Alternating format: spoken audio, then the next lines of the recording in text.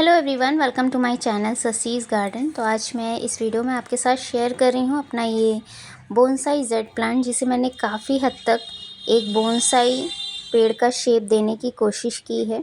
2 महीने पहले मैंने इस प्लांट की रिपोर्टिंग आपके साथ शेयर की थी। उस वीडियो को आप सभी ने बहुत पसंद किया और उस वीडियो में आपने देखा होगा, अगर आप मेरे रेगुलर व्यूअर हैं तो आपने देखा होगा इस प्लांट की ग्रोथ उतनी अच्छी नहीं थी। मैंने काफ़ी हद तक उस वीडियो में इस प्लांट को कट किया था, ट्रिम किया था, काफ़ी सारी ब्रांचेस इसकी कट कर दी थी और कट करने के बाद ये प्लांट काफ़ी छोटा हो गया था।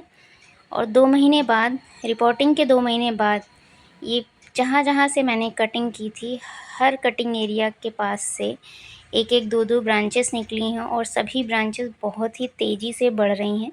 काफ़ी सारे लोगों का ये कहना होता है कि जेड प्लांट बहुत ही स्लो ग्रोथ करता है, लेकिन ऐसा नहीं है। आप अगर मेरा पिछला वीडियो देखेंगे और इस वीडियो को देखेंगे और कंपेयर करेंगे तो 2 महीने की ये ग्रोथ है। 2 महीने में बहुत अच्छी ग्रोथ हुई है, बहुत तेज़ी से ग्रोथ हुई है। तो जेड प्लांट को चाहिए होती है प्रॉपर धूप। अगर आप इसे प्रॉपर धूप में रखते हैं, फुल सनलाइट में मैंने इस पौधे को रखा हुआ था रिपोर्टिंग के बाद से लेकर अब तक। और जो रिपोर्टिंग के समय मैंने इसे फर्टिलाइज़र दिया था, उसके बाद से लेकर अब तक कोई फर्टिलाइज़र भी नहीं दिया है। ये फुल सन में रखे होने की वजह से इसकी ग्रोथ आप देख सकते हैं बहुत अच्छी हुई है। तो अगर आपका भी जेड प्लांट स्लो ग्रो कर रहा है तो आप उसे फुल सन में प्लेस करिए, तो आपके भी पौधे की ग्रोथ बहुत ही तेज़ी से होगी। छोटा पौधा जब हम कटिंग से लगाते हैं तो उसकी ग्रोथ धीरे धीरे होना स्टार्ट होती है, लेकिन जब ये पौधा इस तरह से तैयार हो जाता है तो आप उसे देखेंगे जब भी कटिंग करेंगे, और कटिंग करने के बाद 1 से 2 मंथ बाद आप देखेंगे कि पौधा उतना ही एरिया वापस से कवर कर लेता है, वापस से उसमें उतनी ही ग्रोथ हो जाती है, बल्कि उससे ज़्यादा ही हो जाती है। तो इस तरह से मैंने जो एक्सपीरियंस किया है इस पौधे के साथ, इस पौधे को मैंने जितना धूप में रखा है, जितनी सनलाइट इसे प्रोवाइड कराई है, उतनी ही तेज़ी से इसकी ग्रोथ हुई है। और किसी भी तरह की मैंने इस पौधे की एक्स्ट्रा केयर नहीं की है, एक्स्ट्रा कोई फर्टिलाइज़र भी नहीं दिया है। आप रिपोर्टिंग में देखिएगा, मैंने जो भी उस समय फर्टिलाइज़र दिया था उसके बाद से लेकर अब तक कोई भी फर्टिलाइज़र, कोई भी एक्स्ट्रा केयर नहीं की है। जिस तरह का टेम्परेचर है, मैं 2 टाइम पानी दे देती हूँ, कभी-कभी एक ही बार सुबह के समय पानी देती हूँ। और इसी तरह से मेरा ये प्लांट चल रहा है। इसके अलावा मैंने 2-3 और प्लांट तैयार किए हैं कटिंग से ही, वो भी मैं आपको दिखाऊंगी। और इसमें छोटी-छोटी मैंने कटिंग्स लगा रखी थी जब मैंने रिपोर्टिंग की थी, तो वो भी कटिंग अच्छे से चल गई हैं। इनको भी जैसे-जैसे ये कटिंग्स तैयार हो जाएंगी, बड़ी हो जाएंगी, तो इन्हें भी मैं शिफ्ट करूँगी दूसरे प्लांटर में और इनका भी कोई ना कोई शेप क्रिएट करने की कोशिश करूँगी। ये पौधा ऐसा है, आप इसकी टोपियारी भी तैयार कर सकते हैं। आप इसे जैसा शेप देना चाहें आप वैसा शेप दे सकते हैं। बोनसाई शेप देने के लिए जितनी भी इसकी ये स्टेम आप देख सकते हैं, यहाँ से नीचे की तरफ जो भी इस तरह से पत्तियाँ वगैरह, टहनियाँ वगैरह निकलती हैं, उन्हें आपको कट करते रहना, हटाते रहना है। और ये जो इसका तना होता है, उस तने पर कोई भी अलग से ब्रांच नहीं निकलने देना है, तो ये ऊपर की तरफ फैलता जाएगा और एक पेड़ का शेप ले लेगा बहुत ही जल्दी, बहुत ही कम समय में तैयार हो जाएगा। वैसे तो जो बोनसाई पौधे होते हैं उनमें काफ़ी समय लगता है उन्हें बोनसाई पौधे की तरह तैयार करने में। तो मैंने एक छोटी सी कोशिश की थी इस पौधे को बोनसाई का शेप देने की, और काफ़ी हद तक ये बोनसाई शेप ले चुका है।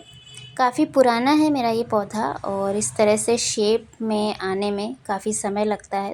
तो इस प्लांट से रिलेटेड जितने भी पुराने वीडियोस हैं, मैं उनका लिंक डाल दूँगी डिस्क्रिप्शन बॉक्स में, आप जा कर के चेक कर लीजिए किस तरह से मैंने इसे कटिंग से, एक छोटी सी कटिंग से लगाया था और वो छोटी सी कटिंग इस तरह से एक पेड़ का शेप ले चुकी है।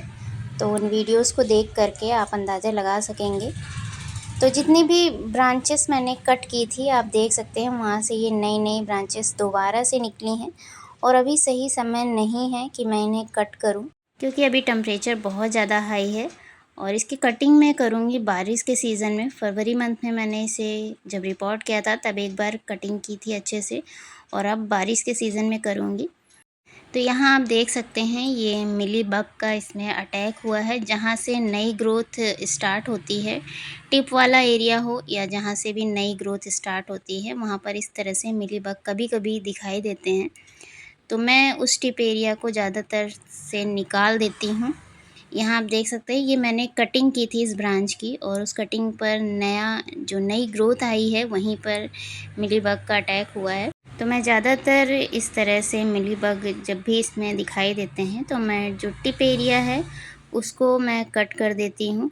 तो नर्सरी में ये प्लांट आपको काफ़ी महंगे मिलते हैं, तो नर्सरी से लेने के बजाय अगर आप इसकी कहीं से किसी के घर से कटिंग ले कर के लगा लें तो इसके काफ़ी सारे प्लांट तैयार कर सकते हैं। इसकी कटिंग आप बारिश के सीज़न में लगाइएगा, बहुत ही अच्छा रिज़ल्ट मिलेगा। मैंने तो फरवरी मंथ में लगाई थी इसकी जो कटिंग्स, वो सारी कटिंग्स चल गई हैं।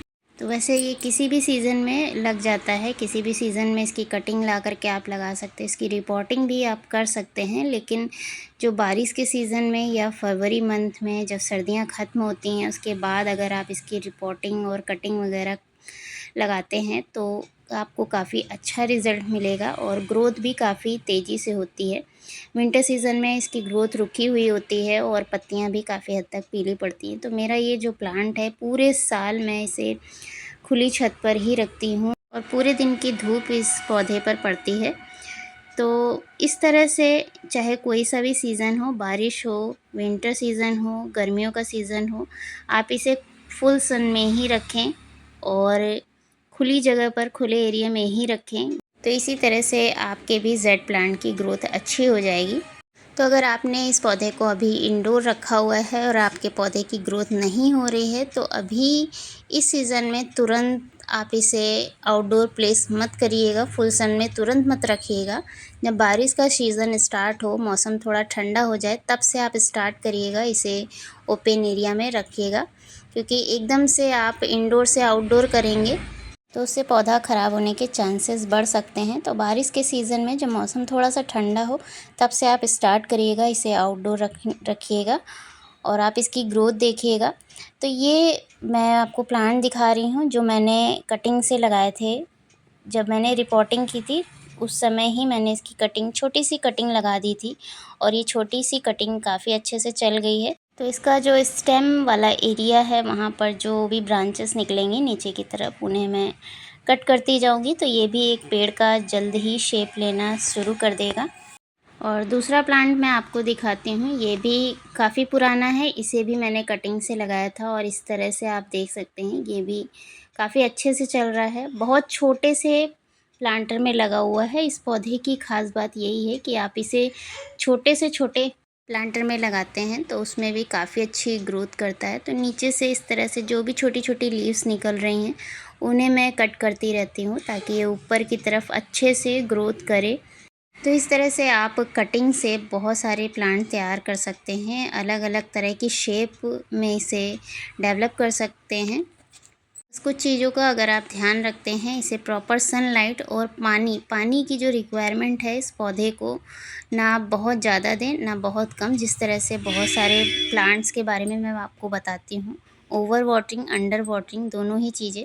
तो अंडर वाटरिंग अगर आप इस प्लांट के साथ करते हैं तो आप देखेंगे कि इसकी जो पत्तियाँ हैं हल्की सी श्रिंक हो जाती हैं और बहुत ज़्यादा इफ़ेक्ट नहीं होता है। अंडर वाटरिंग जब कम पानी आप देते हैं तो बहुत ज़्यादा इफ़ेक्ट नहीं पड़ता है, लेकिन ओवर वाटरिंग की वजह से इसकी पत्तियाँ पीली पड़ने लग जाती हैं और जो जड़ें होती हैं वो इसकी गलने लग जाती हैं। तो ओवर वाटरिंग से इस पौधे को बचाना है। आप इसकी पत्तियों को देख ही सकते हैं, इसकी पत्तियों के अंदर ऑलरेडी जो है लिक्विड स्टोर होता है। तो इन पौधों को विंटर सीज़न में तो बहुत ही कम पानी की ज़रूरत पड़ती है क्योंकि विंटर सीज़न में ये पौधे डोरमेंट पीरियड में होते हैं, ग्रोथ नहीं होती है और नमी भी बनी रहती है मिट्टी में, इसलिए विंटर सीज़न में बहुत ज़्यादा पानी की ज़रूरत नहीं होती है। लेकिन गर्मियों में आप एक समय सुबह या शाम किसी भी समय एक बार अच्छे से इस पौधे को वाटरिंग कर दें और फुल सन में रखें तो ये पौधा बहुत अच्छे से चलता रहेगा। इंडोर अगर आप इसे प्लेस करते हैं तो इंडोर 2 से 3 दिन तक आप पानी नहीं देंगे तो भी ये पौधा बहुत अच्छे से चलेगा गर्मियों के सीज़न में।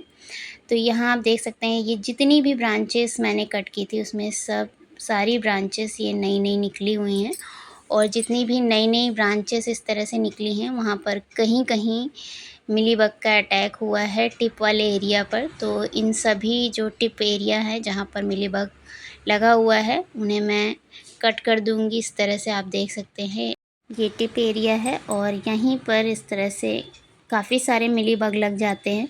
तो इस टिप एरिया को आप पिंच कर दें, हाथ की मदद से ही आप पिंच करेंगे तो बहुत ही आसानी से ये कट हो जाएगा। इसके अलावा आप चाहें तो फंगीसाइड का स्प्रे भी कर सकते हैं या स्प्रे बॉटल की मदद से आप फ़ोर्स के साथ जब इस पे पानी डालेंगे तो ये अपने आप जो मिलीबग हैं नीचे की तरफ गिर जाते हैं। तो इस तरह से इसमें बहुत ज़्यादा इफ़ेक्ट नहीं होता है मिलीबग का, कहीं-कहीं ही आपको दिखाई देगा टिप वाले एरिया जो नई ग्रोथ होती है, नई पत्तियाँ होती हैं, वहीं पर आपको इस तरह से जब भी दिखाई दे तो आप इस तरह से पिंच कर दें और या फिर किसी अच्छे फंगीसाइड से आप स्प्रे कर दें तो आपका पौधा बचा रहेगा। और किसी तरह का मैंने इसमें पेस्ट अटैक नहीं देखा है मिलीबग के अलावा। तो इस तरह से आप देख सकते हैं जहाँ-जहाँ पर भी ये मिलीबग लगे हुए हैं उन्हें मैं पिंच कर दे रही हूँ। तो कोई भी पौधा हो जब शुरुआत में ही इस तरह से कोई भी कीड़े वगैरह का अटैक हुआ हो, अगर हम पौधे पर ध्यान दे लेते हैं तो पौधा हमारा बच जाता है। आप देख सकते हैं ये छोटी-सी टिप है और इसमें कितने सारे मिलीबग के छोटे-छोटे कीड़े लगे हुए हैं। तो इस तरह से इनको हटाना भी बहुत ज़रूरी है क्योंकि यहीं से ये ब्रांच को ख़राब करना शुरू कर देते हैं और वहाँ से फिर ग्रोथ भी रुक जाती है और स्टेम पीली पड़ने लग जाती है। तो इस तरह से समय-समय पर आप पौधे को देखते रहें, इसको रोटेट करते रहें, जहाँ पर भी आपने इसे रखा हो, उस जगह पर आप इसे रोटेट करते रहेंगे तो चारों तरफ से इसकी ब्रांचेस बढ़ेंगी, चारों तरफ से इसे सनलाइट मिलेगी तो पौधा अच्छे शेप में डेवलप होगा। तो इस तरह से इसकी कटिंग मैं दोबारा से जब करूँगी तो बारिश के सीज़न में करूँगी और आपके साथ वीडियो ज़रूर शेयर करूँगी। तो ये वीडियो आपको अगर पसंद आया हो तो लाइक करिएगा, कमेंट करके ज़रूर बताइएगा। चैनल पर नए हैं तो चैनल को सब्सक्राइब करके बेल आइकन को ज़रूर प्रेस कर दीजिएगा ताकि इसका अपडेट और आने वाले नेक्स्ट वीडियो का नोटिफिकेशन आप तक पहुंच सके। तो मिलते हैं फिर से इसी तरह के एक और नए वीडियो में, तब तक के लिए thank you so much for watching.